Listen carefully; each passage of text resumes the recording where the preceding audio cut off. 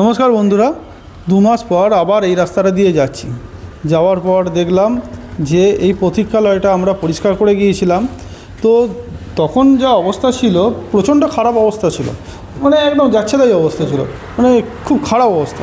তো সেই পরিস্থিতিটাকে আমরা মানে জল দিয়ে ধুয়ে, ঠিক আছে, মুছে ঝাঁটা এনে, ঠিক আছে, ঝাড়ু দিয়ে এই জায়গাটাকে আমরা পরিষ্কার করেছি। অপরিষ্কার নেই, তো এটা দেখে খুব ভালো লাগলো।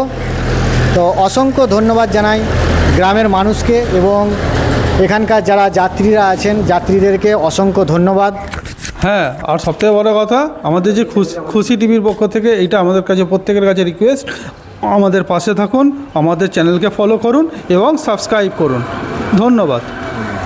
ভালো আছেন দিদি? এই যে দিদি, এই দিদি হচ্ছে আমাদেরকে মানে সমস্ত রকমভাবে সহযোগিতা করেছিল, ঠিক আছে, 2 মাস আগে যখন আমরা এই বাস স্ট্যান্ডটা পরিষ্কার করেছিলাম। তো এই দিদি আমাদের বাড়ি থেকে বালতি, ঝাঁটা সমস্ত কিছু আমাদের দিয়েছিল এবং এই দিদি আমাদেরকে অনেক হেল্প করেছিল। তো সেই দিদিকে অসংখ্য ধন্যবাদ। এই দিদির এই পাশেই বাড়ি।